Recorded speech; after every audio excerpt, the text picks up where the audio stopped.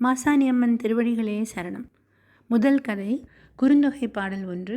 மன்னிய சென்ற ஒண்ணுதல் அறிவை புனல் தரு பசுங்காய் தின்ற தன் தப்பர்க்கு 9 களிற்றொடு அவள் நிறை பொன்செய் பாவை கொடுப்பவும் கொள்ளான் பெண் கொலை புரிந்த நன்னன் போல.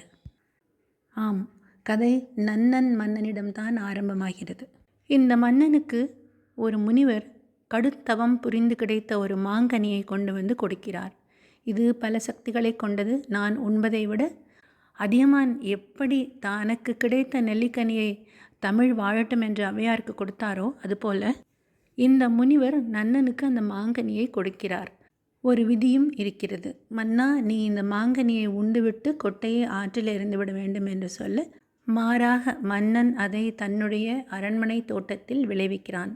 அரண்மனை தோட்டம் ஆற்றங்கரையில் அருகில் இருக்கிறது.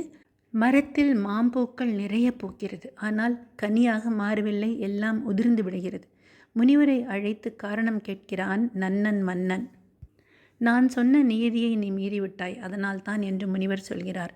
இருப்பினும் ஒரு மாங்கனி கிடைக்கும், அந்த மாங்கனியை உன் நாட்டவர் யாரும் உண்ணாது அயல் நாட்டவருக்கு கொடு என்று சொல்கிறார்.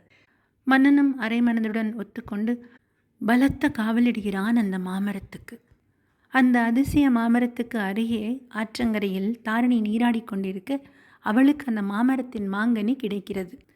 மாங்கனியை உண்ட தாரிணியை கண்டு காவலர்கள் அவளை மன்னனிடம் இழுத்துச் செல்கிறார்கள். நன்னன் எவ்வளவு சொல்லியும் கேட்காமல் தாரகனின் நாட்டவருக்கும் நன்னனின் நாட்டவருக்கும் பலத்த போர் மூழ்கிறது. போர் முடிந்தவுடன் தாரகன் கர்ப்பவதியான தாரிணியை அழைத்து கொண்டு வேறு நாட்டிற்கு அடர்ந்த காட்டின் வழியாக பிரயாணம் செய்கிறான். மனக்குறையை தீர்க்கும் மாசாணி அம்மனின் 2வது பகுதி இன்னும் சில வினாடிகளில் தொடரும்.